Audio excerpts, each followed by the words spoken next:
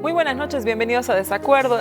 Hace justamente 7 días, en las primarias de Argentina, gana el ultraliberal Javier Milei. Por supuesto, el resultado ha significado un remesón en la política argentina y también en la de la región. Porque Milei gana, y Milei es lo que en la teoría conocemos como un populista de derecha, y lo es por estas 3 razones. Primero, es capaz de expresar demandas que el sistema institucional no está pudiendo resolver. La demanda de la estabilidad económica en Argentina es una demanda que se hace sentir todos los días hace más de 15 años. Recordemos que hoy día Argentina está con una inflación del 1100%. Milei dice que va a resolver ese problema dolarizando la economía y con eso acabará con la inflación. Bien, lo segundo, Milei es populista porque es capaz de construir una identidad política, un nosotros al que él llama pueblo, frente a un ellos que él llama casta. Tercero, Milei enfrenta estas identidades políticas, el nosotros con el enemigo. La identidad nosotros emerge gracias a la identidad, a la existencia de la identidad ellos, ¿no? Ellos, ¿quiénes son? Las élites políticas tradicionales argentinas, tanto de izquierda como de derecha. Veamos el siguiente video que nos da cuenta un poco quién es este personaje.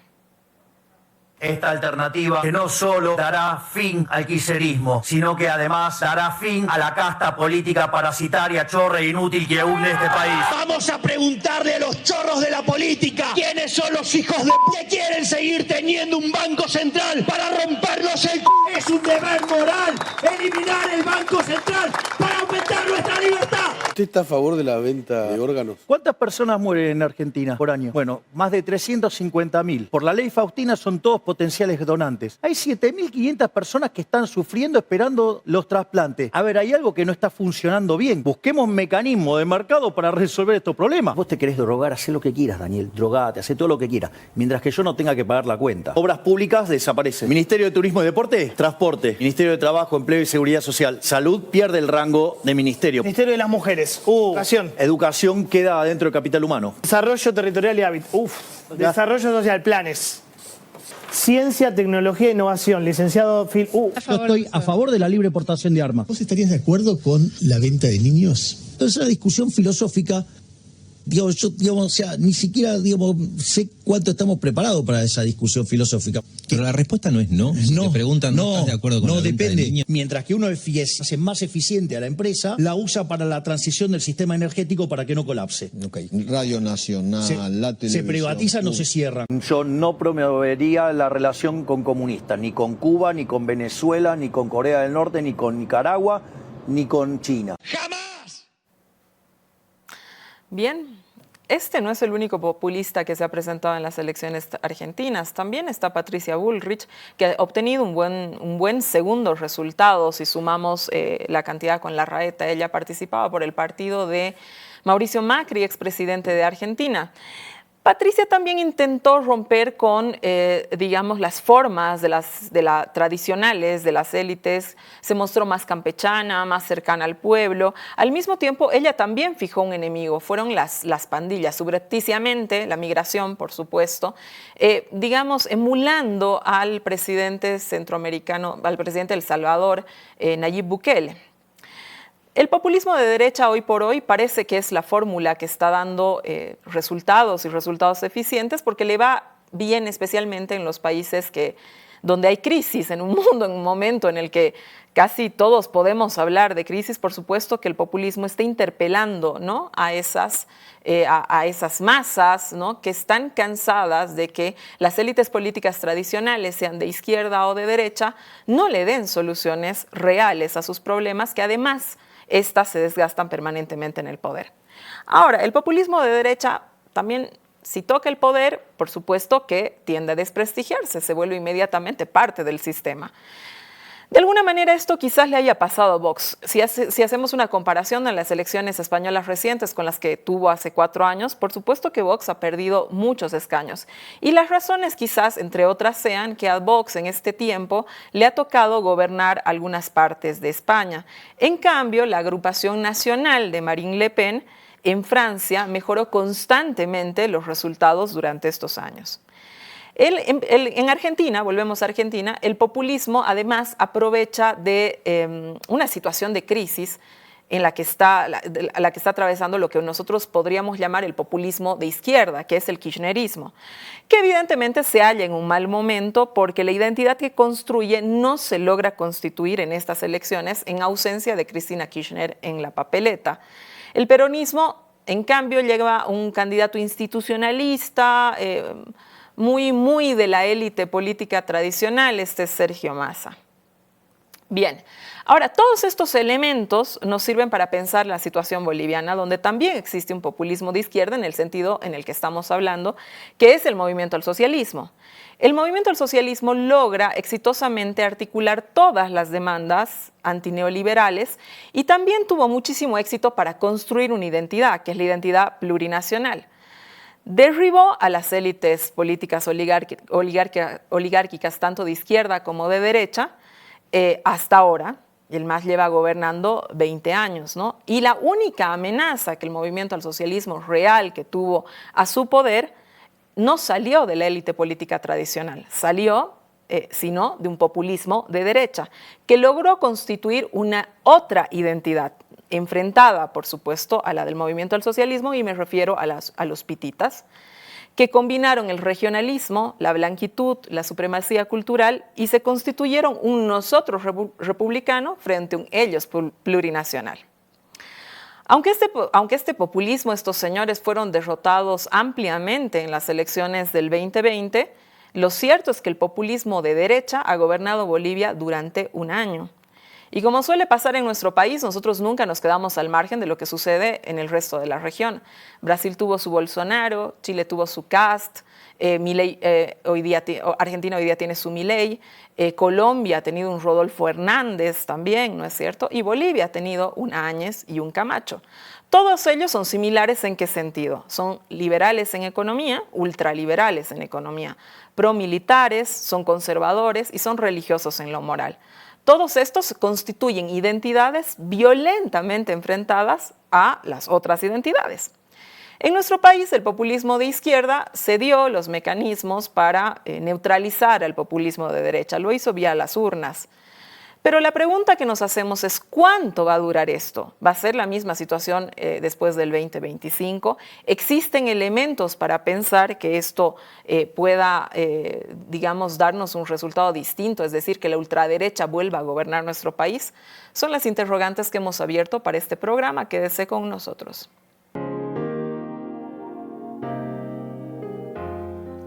Bien, volvemos. Voy a presentar a mi panel. Esta noche estoy con Fernando Molina, periodista. Fernando, buenas noches. Buenas noches, Susana. Julio Córdoba, sociólogo. Buenas noches, Julio. Buenas noches.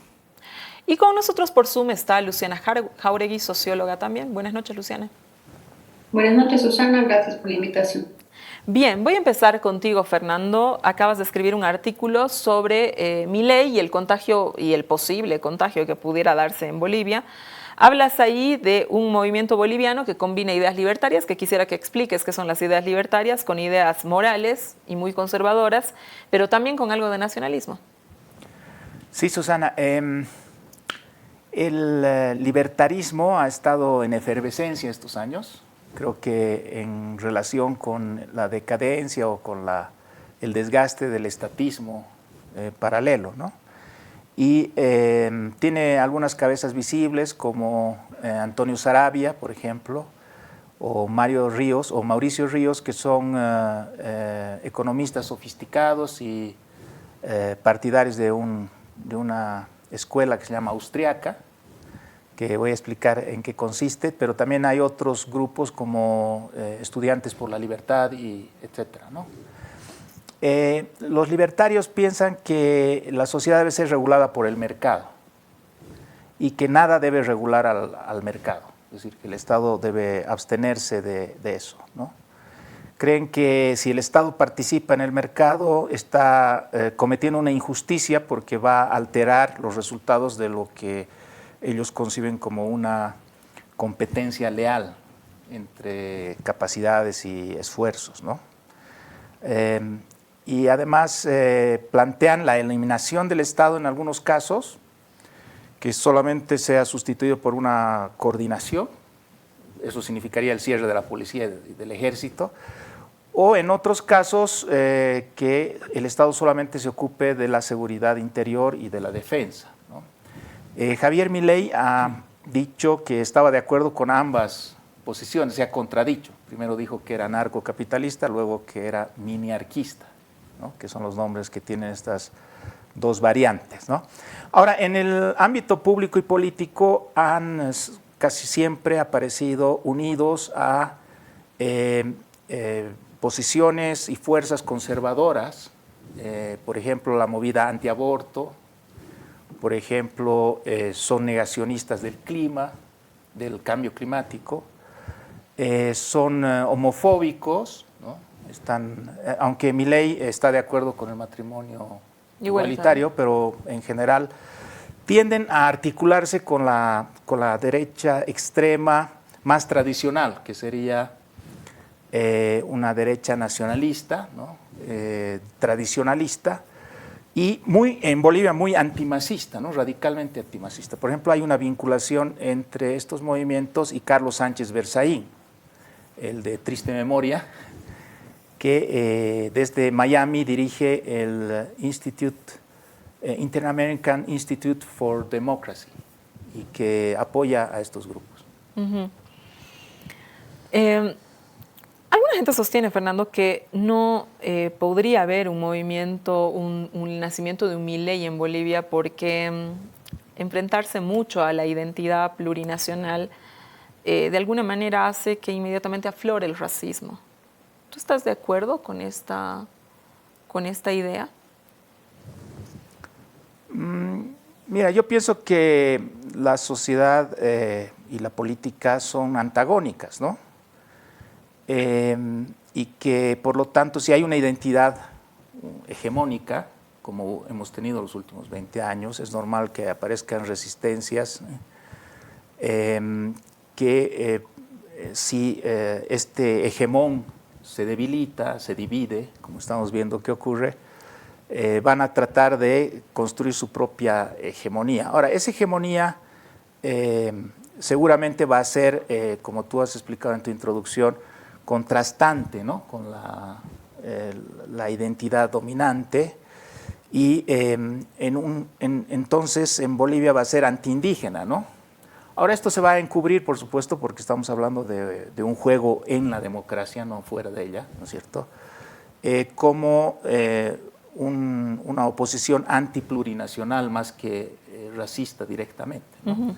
Pero de todas maneras ese puede ser una limitación, porque allí donde se construye una identidad fuerte de extrema derecha es en Santa Cruz, sobre todo, y eso ya establece una especie de cordón sanitario, ¿no? Porque por razones regionalistas y de formas de vida, ¿no es cierto?, es difícil que ese foco ultraderechista se irradie a todo el país, ¿no?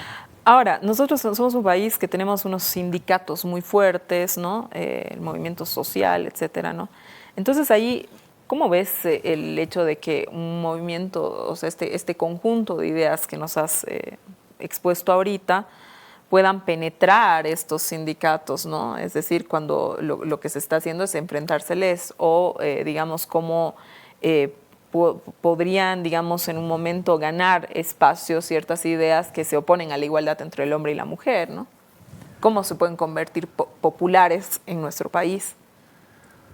Sí, es difícil, pero en la Argentina también tienen sindicatos muy fuertes, ¿no?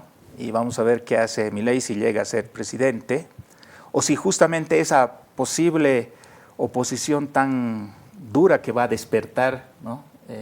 Evita que sea presidente, porque la gente al final se arrepiente o prefiere una alternativa más convencional como la de Bullrich, ¿no? En todo caso, podemos ver en el 2019 que la hegemonía alternativa al indianismo nacionalista revolucionario del MAS, ¿no es cierto?, logra captar también a sindicatos que tradicionalmente se los veía de izquierda o alineados con Evo Morales, ¿no? Los mineros cooperativistas de Potosí, por ejemplo, ¿no es cierto?, que son claves en el derrocamiento de Evo Morales, el mismo pedido de la COP de renuncia de Evo Morales.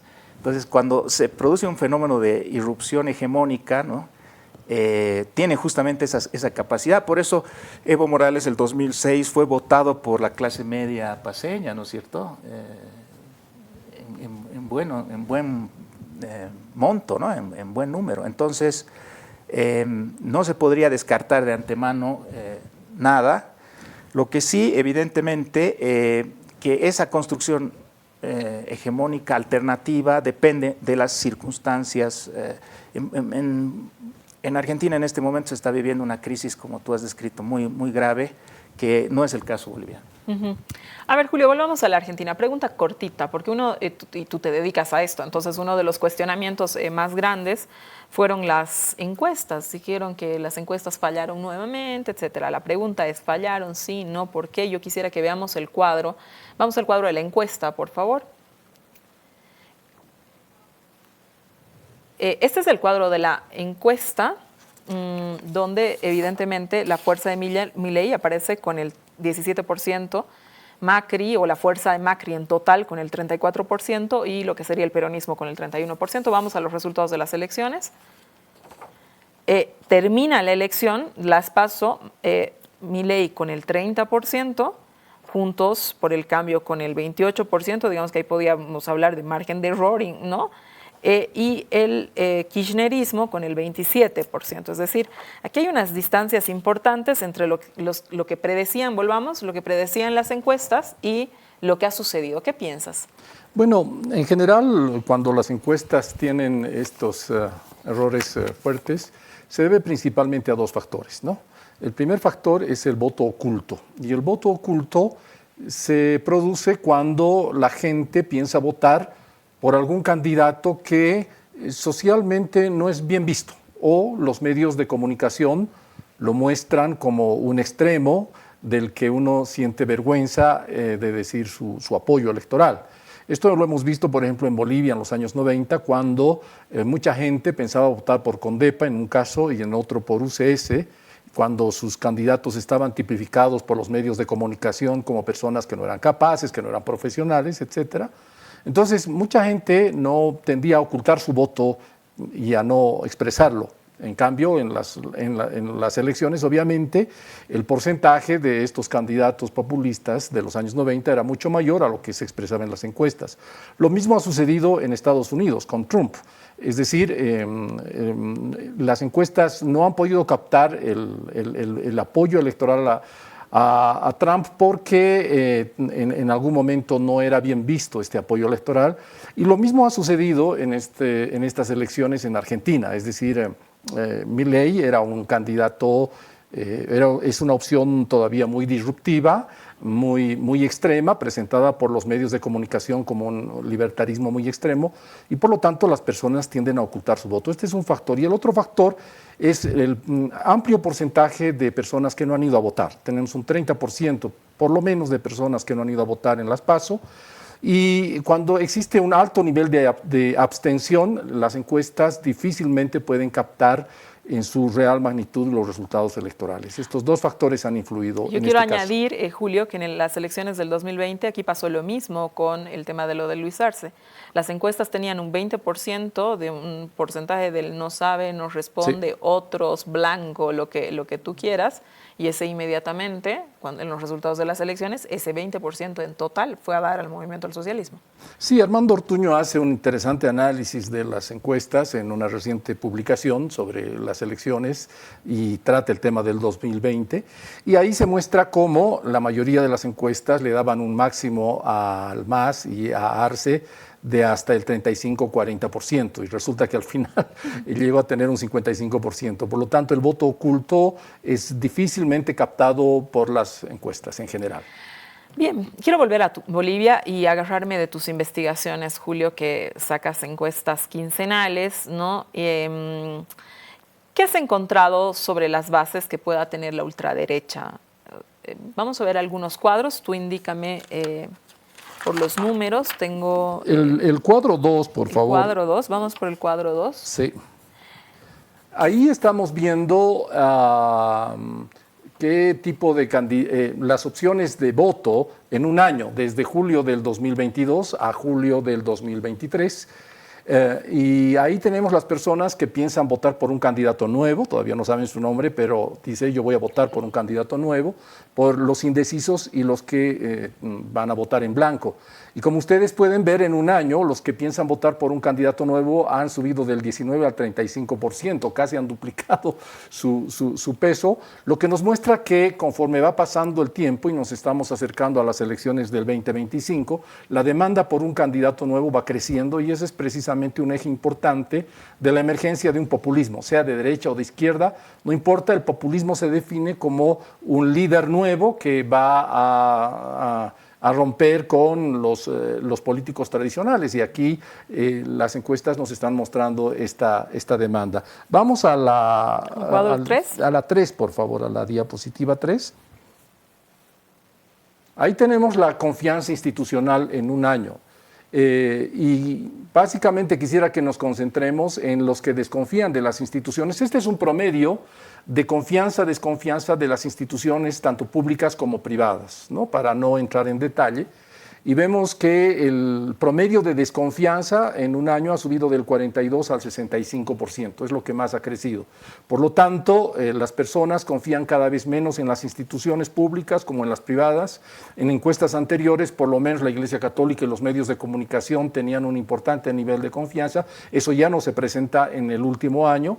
Tanto estas instituciones como las instituciones públicas están en los más bajos niveles de desconfianza que se han medido en los últimos años. Y aquí quisiera detenerme, Susana, en la desconfianza hacia el padrón electoral y hacia el órgano electoral.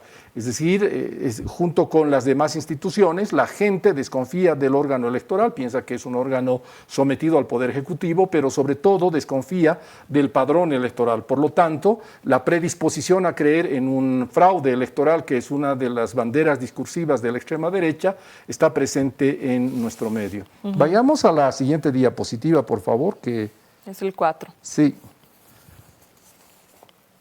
Aquí tenemos los problemas que más les preocupan a la gente. Esta es una comparación de entre agosto del 22 a mayo del 23. Y lo que nosotros estamos identificando, resaltando aquí, es que el tema de la inseguridad ciudadana es el segundo factor que preocupa constantemente a la población y que es el que más ha crecido entre ambas mediciones, entre agosto del año pasado y mayo de este año. En agosto el 18% de la gente creía que era el problema más importante, ahora es el 24%. Y el tema de la inseguridad, la demanda por mayor seguridad, por la lucha contra la delincuencia, es uno de los factores clave, como hemos visto en Chile, para el crecimiento de la extrema derecha. Y el último cuadro, por favor. Vamos al último, por favor. El 5, sí. Ese es, ¿qué se debe hacer para prevenir y para castigar los crímenes de violencia sexual especialmente? Y la demanda de mano dura, muy parecida a Centroamérica y al fenómeno Bukele, está también presente en nuestro país. El 47%, casi la mitad de los bolivianos, cree que lo que se necesita es agravar los castigos. Por lo tanto, hay una demanda de un líder con mano dura, con carácter fuerte, que ponga a los delincuentes en su lugar. Entonces, estos son todos los elementos que hacen un escenario que nos llevan a pensar que existe alguna posibilidad para una eventual emergencia de alguna extrema derecha en las próximas elecciones. A ver, has oído mi introducción y creo que coincidimos en algún post tuyo de Facebook, creo que lo leí. La extrema derecha ya gobernó Bolivia, la extrema derecha, la derecha populista, y estuvo en el poder realmente en Bolivia con Áñez y con Camacho. Entonces te pregunto, aunque hubiera llegado estos señores de forma extraelectoral, ¿no? ¿Cómo es que logran en su momento ser tan fuertes? Porque aunque hayan sido unos impresentables, lo cierto es que han sido fuertísimos en su momento. Bueno, yo creo que habrá que entender la presencia de la extrema derecha en el gobierno en el marco de una crisis social, política muy grave en nuestro país y que en general la extrema derecha no genera esta rebelión de las clases medias del 2019. Yo entiendo que esta rebelión es más bien una rebelión espontánea que se produce en todo el país, en los sectores medios urbanos, y que hacia el final de los 20 días Camacho logra liderizar este movimiento y junto con él actores políticos sí de extrema derecha, pero logran encaramarse en el gobierno a pesar de su debilidad, montándose en una reacción de clases medias que ya venía de antes. Me parece que esa es la explicación para su presencia y lo grave sería que tengamos una extrema derecha que pueda llegar al gobierno vía las elecciones, lo que le da más legitimidad y más fortaleza, ¿no? A ver, vamos contigo, Luciana, vamos al Zoom. Luciana, creo que el verdadero antagonismo en Bolivia, que se dio en las calles en el pasado y ojalá solamente se den las urnas en el futuro es entre el populismo de izquierda y el populismo de derecha. Es decir, dos opciones políticas capaces de crear identidades contrapuestas, ¿no? Mi tesis es que la presencia del MAS y la identidad plurinacional hace que los cuestionamientos tengan que hacerse en términos de otras identidades, ¿no? Es decir, las identidades son los regionalismos, lo decía Fernando también, por ejemplo, los blancos contra los indígenas, lo plurinacional contra la república, y así nos podemos quedar toda la tarde. ¿Qué opinas sobre esto? Bueno, yo creo que si bien el antagonismo entre populismo de izquierda y populismo de derecha es, digamos, la coordenada central de los dos proyectos fundamentales que están en disputa, quizás eso tiende a obnubilar los procesos de heterogeneidad, de fragmentación, de debilitamiento de liderazgos, de desafección política en la sociedad, etcétera, que actualmente estamos viviendo. Y creo que ahí precisamente reside la riqueza, porque lo otro básicamente ya lo conocemos, ¿no? Quizás hay que dar cuenta, y ahí me voy un poco a los datos que mostraba Julio, etcétera, cuál es el escenario que realmente existe para el surgimiento de un proyecto político de derecha, ¿no? Yo creo que, por un lado, hay que tener en cuenta que en Bolivia no existe una sola derecha, ¿no? Existen varias derechas. Entre ellas, por supuesto, está la extrema derecha y una derecha más bien más moderada, más liberal, ¿no? Estas derechas, sin embargo, tienen algunas dificultades para articularse. Una de ellas, por ejemplo, es que son todavía incapaces de construir un proyecto político que supere el clivaje entre moderados y radicales, por un lado. Por otro lado, son unas derechas que todavía no pueden unificarse por el clivaje regional, ¿no? Todavía no está claro cómo Occidente se va a articular con Oriente. Y por otro lado, tampoco todavía logran tramitar la cuestión indígena dentro de su proyecto político. Pero lo que sí se ha producido, me parece, en el último tiempo, y es fundamental para entender a las derechas, es un proceso de derechización, ¿no? Que es un proceso de radicalización de la sociedad que excede a los liderazgos que en determinadas coyunturas lo expresan, como fue Camacho, Áñez, podría ser cualquier otro en el futuro, y creo que es sobre eso lo que hay que mirar. Yo creo que para entender a las derechas es fundamental volver a lo que significó la crisis del 2019. Y ahí quizás yo un poco me distancio con Julio, porque yo creo que en la crisis del 2019 se hallan los pilares fundamentales que marcan el escenario de disponibilidad cultural para las derechas, ¿no? Y algunos de ellos son que desde entonces ya existía una profunda crisis de representación. Hay un cuestionamiento a los liderazgos tanto de izquierda como de derecha. No en vano Carlos Mesa termina al final de la crisis rebasado por Camacho, ¿no?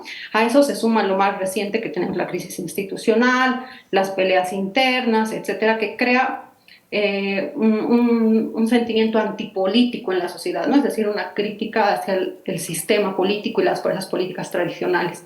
Pero además había entre las clases medias ya lo que en teoría se llama un pánico de estatus, ¿no? Es un pánico de estatus en el que el ascenso social de otros sectores indígenas genera miedos, ansiedades, etcétera, de las clases medias tradicionales, pero al mismo tiempo las clases medias emergentes actualmente, sobre todo, no encuentran condiciones sociales que respondan a sus nuevas aspiraciones sociales como nuevas clases medias. Entonces eso genera una ansiedad de estatus que tiende a favorecer a las condiciones de derecha. Por último, yo diría que también había ya en el 2019 y cada vez es más fuerte, una suerte de crisis de reconocimiento. Es decir, hay un segmento muy fuerte de la población que proviene de las élites, principalmente de las clases medias tradicionales, pero que puede irradiarse hacia otros sectores sociales, que no se reconoce en el Estado plurinacional, ¿no? Es decir, que cuestiona la centralidad de los pueblos indígenas como núcleo de la nación, ¿no? ¿no? Y eso es fundamental. Entonces, ¿cómo responde, ¿no? ¿Cómo se está configurando estas nuevas sensibilidades que todavía no encarnan en una corriente política propiamente, pero que hay una corriente cultural en la sociedad, ¿no? Por un lado, yo creo que ahí, ya lo decía en algún momento Fernando, una sensibilidad que se empieza a articular es en esta idea de Estado mínimo, ¿no? Un Estado social que desaparezca, en cambio hay un Estado que garantice la prevalencia del capital. Después, tú lo decías también muy claramente, es esta idea de la restitución de una comunidad política homogénea, ¿no? Que es eso, la república, una comunidad que se nuclee en torno al sujeto blanco, campesino. Pero también hay otras quizás novedades en esta nuevo escenario, que es una demanda del cambio del eje político territorial del Estado, ¿no? Es decir, este desplazamiento de La Paz a Santa Cruz, que está muy asociado al capital empresarial y también a una corriente conservadora, nacionalista, ultraliberal, ¿no? Y un último elemento que me parece que pega un poco más entre los jóvenes, pero que puede reconocerse en toda la sociedad, una suerte de reivindicación de las masculinidades hegemónicas, ¿no? De recuperación de la familia tradicional, de recuperación de la virilidad, ¿no? Esto del macho camacho en el 2019 era una muestra también de que hay una corriente antifeminista en estas nuevas derechas, ¿no? Entonces yo concluiría diciendo básicamente que todavía no hay una corriente de extrema derecha, pero hay sensibilidades culturales en la sociedad que habilitan este escenario. Uh-huh. ¿Cómo crees que puede impactar el debilitamiento o la fragmentación del movimiento al socialismo en esta correlación de fuerzas de distintas identidades políticas, Luciana? Bueno, en varias oportunidades hemos discutido que las pugnas en el MAS son complejas, etcétera, pero en este momento, en este debate, lo fundamental es dar cuenta de cómo se viven estas pugnas políticas en la sociedad. Y normalmente estas disputas en el MAS se viven como pugnas corporativas por espacios de poder, ¿no? Y esto genera, por un lado, desafección política en la sociedad, es decir, hay una crítica social muy fuerte que empieza a ver a los liderazgos del MAS como burocratizados, que empieza a criticar la capacidad de mediación de las organizaciones sindicales, ¿no? Es decir, ya no representan intereses, ya no son los principales espacios de construcción de identidad. También hay un cuestionamiento, se empiezan a cuestionar los liderazgos también, ¿no? Hay un desgaste ético-moral inclusive de los liderazgos en la que uno cuestiona el exceso de personalismo, que las pugnas son meramente instrumentales, que estas pugnas además están distanciadas de las demandas reales de la sociedad, ¿no? Que como mostraba Julio tienen que ver con desempleo, con seguridad, con narcotráfico, crisis institucional, entre otras cosas, ¿no? Y quizás lo más profundo yo creo es que develan, dado que las pugnas son netamente instrumentales, develan el vaciamiento político e ideológico del proyecto, del proceso de cambio, ¿no? Y eso quizás es lo más complejo, ¿no? Porque muestra de alguna forma que el MAS en todo ese ensimismamiento y luchas autorreferenciales no está comprendiendo cómo el terreno de la lucha política y cultural se está transformando en la sociedad, ¿no? Es decir, que hay otros valores sociales, es un proyecto que ya no recoge las experiencias y que no termina de conocer la sociedad que este mismo proyecto ha creado. Uh-huh. Me tengo que ir un corte, quédese con nosotros que seguimos hablando de Milei y cuáles han sido los efectos o cuáles pudieran ser los efectos en nuestro país. Quédese con nosotros en Desacuerdo. Bien, volvemos. Estamos hablando de si existen o no posibilidades de la existencia de una ultraderecha en Bolivia o que la ultraderecha vuelva a gobernar Bolivia vía electoral, como parece que va a suceder en Argentina, ¿no? Con el triunfo de Milei en las PASO. Yo quiero volver al Zoom con Luciana. Vamos con ella, por favor. Luciana, evidentemente las demandas han cambiado. Explicabas hace un momento que estamos ante una sociedad distinta, que de pronto ninguna de las fuerzas políticas tradicionales, incluidas el movimiento al socialismo, está pudiendo recoger cuáles son las aspiraciones y las demandas de esta nueva sociedad. Evidentemente nosotros no nos podemos comparar con Argentina, no tenemos esa crisis económica, ni hay varias distancias, nuestra relación con el Estado de pronto como sociedad también es distinta. Y ahí lo que te pregunto es cómo ideas tan descabelladas como privatizar la salud son posibles y se están naturalizando, ¿no? Porque existe un nuevo ambiente político y eso es evidente, ¿no? El estatismo parece que hubiera perdido fuerza. ¿Cómo explicas este fenómeno? Sí, bueno, yo creo que quizás en Bolivia todavía no tenemos, si se quiere, una sensibilidad plenamente neoliberal, pero sí es importante observar las condiciones subjetivas y las transformaciones culturales que habilitan el surgimiento de esta sensibilidad neoliberal, ¿no? Y yo creo que en Bolivia existen al menos dos de ellas, ¿no? Una es esta idea de crítica al Estado social, ¿no? Al estado de bienestar, y esto se está instalando muy fuerte. Si se quiere, a partir de algunos núcleos, ¿no? Planteando que el Estado es utilizado como un botín, que hay un uso patrimonialista del Estado, que el Estado empieza a ser un impedimento para la realización individual, que el Estado está siendo administrado por una élite política que lucra por sobre el resto de la población, ¿no? Hay una crítica al Estado que se empieza a indicar con una sensibilidad neoliberal. Y la segunda, creo que es importante, es que se empieza a instalar también en Bolivia una suerte de paradigma meritocrático que está además bien asociado a la racialización de la sociedad, ¿no? Es esta idea de que los que nos gobiernan actualmente son gente sin conocimiento, no profesional, corruptos, narcotraficantes, contrabandistas y además indígenas, ¿no? Esa articulación se empieza a producir.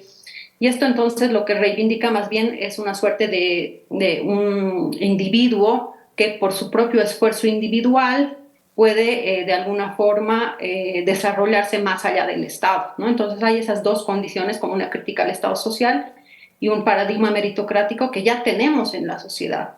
Y finalmente estas sensibilidades a propósito de privatizar la salud, educación, etcétera, siempre hay que considerar que no son solamente cuestiones económicas, ¿no? Sino que hay un marco cultural que interpreta las crisis económicas, ¿no? Y yo creo que el problema es cómo se responde a esto. Entonces, quizás ahí la idea es pensar de qué forma se responde por una salida política de izquierda a las crisis multidimensionales que tenemos actualmente. Bien, Fernando, vamos aquí al estudio. Los ultras hablan constantemente de una batalla cultural, de librar la batalla cultural. Por ejemplo, hay un autor antiderechos argentino de nombre Agustín Laje, que escribe un libro que se llama así, de hecho, La batalla cultural. ¿Qué significa esto y qué respuesta le están dando las opciones democráticas a esta batalla cultural planteada? Sí, ellos toman este concepto de un marxista italiano, Antonio Gramsci, la batalla cultural, el logro de la hegemonía a través de la persuasión cultural. Ahora, se diferencian porque los libertarios como Laje, por ejemplo, y especialmente los bolivianos, lo ven más en términos de la ilustración del siglo XIX, es decir, sus grandes campañas son rondas de conferencias, ¿no? Van a hacer conferencias por acá, por allá, de difundir ideas más que todo, ¿no? En cambio, ciertos sectores de la extrema derecha boliviana o Carlos Sánchez Berzaín, que había mencionado, plantean esto en términos más gramscianos, que son términos de luchas sociales, ¿no? Por ejemplo, luchas cívicas, por ejemplo, la oposición al censo, ¿no? Como algo bastante provocado y premeditado para generar justamente esta división entre amigos y enemigos, ¿no?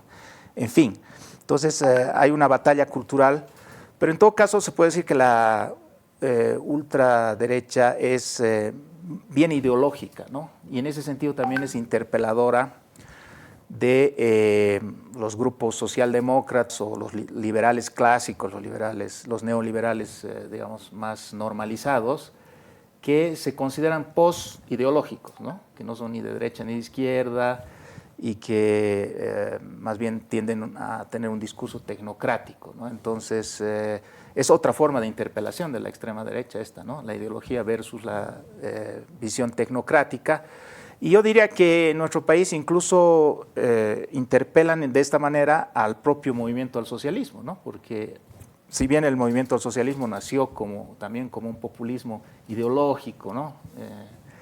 Y con estas mismas fortalezas, digamos, ahora absorbido por los asuntos estatales, por el funcionariado y demás, ya no tiene capacidad de respuesta ideológica y entonces quienes aparecen más populistas en este momento en la escena boliviana son los justamente libertarios y otros grupos ultraderechistas, ¿no? Julio, ¿y el papel de lo religioso? A ver, es un tema que tú conoces muy bien en la formación de estos grupos y el funcionamiento de la extrema derecha. ¿Qué juega, qué peso tiene el tema religioso? Bueno, a nivel de Latinoamérica y en Europa, la religión más conservadora está jugando un papel importante de soporte y de aporte a expresiones políticas de extrema derecha. En nuestro país, básicamente, la inicial extrema derecha que se está formando en Santa Cruz ha recibido un aporte importante de grupos ultraconservadores, tanto católicos como evangélicos. Ya por el 2013 se formó la Plataforma Boliviana por la Vida y la Familia, que habiendo nacido en organizaciones pro vida católicas, ha tenido el aporte o la sumatoria de líderes neopentecostales evangélicos. Y ellos han acompañado todas las acciones contrarias a los avances de derechos de mujeres y de diversidades sexogenéricas. Han influido o han promovido la formación de un grupo parlamentario pro vida y pro familia, constituido principalmente por parlamentarios de Santa Cruz, pero también del occidente, de modo que tanto la Plataforma por la Vida y la Familia, que es una alianza de grupos conservadores católicos y evangélicos, y este grupo parlamentario pro vida y pro familia han logrado algunos cambios en la ley de identidad de género, limitando sus alcances. Por ejemplo, han sido parte del rechazo al nuevo Código Penal, donde se ampliaban las causales de aborto impune, y han derivado también en grupos de apoyo al movimiento cívico liderizado por Camacho en los 21 días. A tal punto que en ese momento la asunción de simbologías religiosas en el Cristo durante los 21 días de resistencia después de las fallidas elecciones del 2019 ha jugado un papel importante. En el gobierno de Áñez, la presencia de evangélicos en el Palacio de Gobierno, Áñez misma tenía mucha cercanía, su hermano es un pastor evangélico ultraconservador en Santa Cruz, han habido apoyos a rociar agua bendita en las ciudades utilizando bienes del Estado, oraciones evangélicas por la pandemia, y ahora la gobernación de Santa Cruz cuenta con un apoyo orgánico, firme, permanente del Consejo Nacional de Pastores, que es un grupo de pastores evangélicos neopentecostales cruceños, que son precisamente los que han armado la conferencia de Agustín Laje hace algunas semanas atrás en Santa Cruz, y que han recibido el pleno apoyo y respaldo de la gobernación y de todas las instituciones, el comité cívico, etc. Entonces, en Bolivia hay para finalizar, por ejemplo, las iniciativas de incluir la educación sexual integral en la currícula de Bolivia ha recibido un fuerte rechazo y un fuerte proceso de contradiscurso de parte de organizaciones evangélicas, Control Ciudadano, por ejemplo, o Centro de Acción, todos radicados en Santa Cruz, han logrado eficientemente colocar un discurso basado en el término de ideología de género para rechazar estas iniciativas. Así que los grupos conservadores, tanto católicos como evangélicos, no liderizados ni por sacerdotes ni principalmente por pastores, sino por laicos, profesionales, católicos y evangélicos ultraconservadores, están muy activos, especialmente en Santa Cruz, pero tienen sus contactos con Occidente. Así que, de alguna manera, digamos, si es que la ultraderecha boliviana que se está formando en Santa Cruz pretende pasar este cerco regionalista, tendría en el apoyo de expresiones religiosas conservadoras un puente importante para lograr sus cabezas de playa en Occidente, ¿no? Bien, vámonos a un corte, ya volvemos con las conclusiones de este programa súper interesante. La pregunta que nos hemos planteado en este programa es: ¿avanzará la ultraderecha en Bolivia a propósito de la victoria en las PASO de Javier Milei, del ultraliberal Javier Milei? ¿Se puede pensar en el 2025 que la ultraderecha tenga una participación importante en las elecciones? esto es imposible de pensar. ¿Podría la ultraderecha volver a gobernar Bolivia? Recordemos que Áñez y Camacho están catalogados claramente, han sido nuestros Milei sin duda alguna. Luciana, una conclusión. Creo que actualmente hay progresismo sitiado culturalmente, ¿no? Entonces, para entender a la derecha hay que dejar de mirar a la política y empezar a mirar a la sociedad. Bien, Fernando, ¿tu conclusión? Creo que depende del escenario para que la ultraderecha, que innegablemente está fortaleciéndose, el mundo está virando hacia la ultraderecha porque está cansado de las élites pospolíticas, posideológicas, para que la ultraderecha tenga o no capacidad de afectarnos fuertemente, depende del sistema democrático en el que se inserta. Parece que en España el sistema democrático está logrando sofocar la agresividad y los potenciales peligros de Vox, por ejemplo, pero en una sociedad con un sistema democrático más débil, más laxo, entonces es peligroso que la ultraderecha termine por socavar la democracia, ¿no? Estamos en ese dilema. Julio. Bueno, creo que existen condiciones culturales, como decía Luciana, que permiten pensar en un escenario favorable para la emergencia de la ultraderecha, pero que no hay actores políticos todavía con estas características. Si esto es así, parece que el escenario al cual nos dirigimos hacia el 2025 no tanto sería la emergencia repentina de una ultraderecha que canalice el descontento, sino más bien la dispersión del voto tipo Perú, donde ninguno de los candidatos pueda lograr más del 15% de la preferencia electoral, lo que igualmente nos llevaría no tanto a un escenario de una presencia fuerte de la ultraderecha, sino a una ingobernabilidad como estamos viendo en Perú. Hay un tema del que por falta de tiempo no hemos hablado y es, por supuesto, el sistema, digamos, democrático débil, lo señalaba Fernando, pero me parece que hay un detalle, digamos, que nos ha faltado un poco ahondar en este programa, que es la estructura de mediación y en los partidos políticos. Los partidos políticos están cada vez más debilitados. Pienso que el MAS, quizás a base de pura intuición, logra crear un instrumento político que posibilita que estas distintas causas lleguen a concretarse en el poder, ¿no? Hasta el 2005 no existe ninguna estructura partidaria.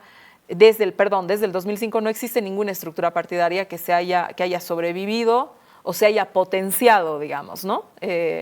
Existe movimiento al socialismo y distintas derechas que crean partidos políticos, que cierran partidos políticos dependiendo las justas electorales, y así ha sucedido en estos últimos 20 años. Y el movimiento al socialismo, desde que es partido político, desde que quiere parecerse más a un partido político y se parece menos al instrumento como se ha planteado en las elecciones del 2005, me parece que refleja también parte de esta crisis, ¿no?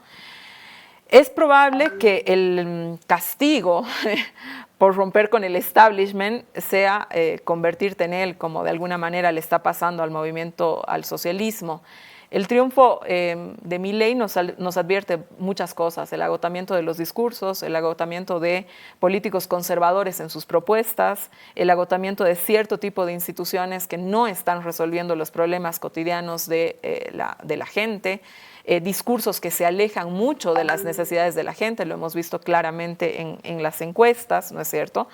Pero también nos advierte y nos ratifica lo que de alguna forma ya hemos visto en nuestro país, que es definitivamente el debilitamiento de estas instituciones de mediación, que son los partidos políticos, y la incapacidad, digamos, de crear o de hacer más sólido, digamos, ese instrumento político que era capaz de recoger las demandas de los distintos sectores, sea urbanos, sea rurales, etcétera, ¿no? Eso también es otra de las lecciones que creo que nos deja la elección de las PASO, la elección de Milei, ¿no es cierto? Veremos qué es lo que pasa en las elecciones de noviembre en Argentina, veremos qué es lo que sucede también en las elecciones de hoy de Ecuador, pero creo que es importante que miremos todo este momento como una crisis un poco global, donde los discursos partidarios político-partidarios tradicionales no están logrando responder a las demandas y expectativas de la gente. Gracias por habernos acompañado. Quédese en la programación de RTP y en la programación de Canal Red en España. Buenas noches.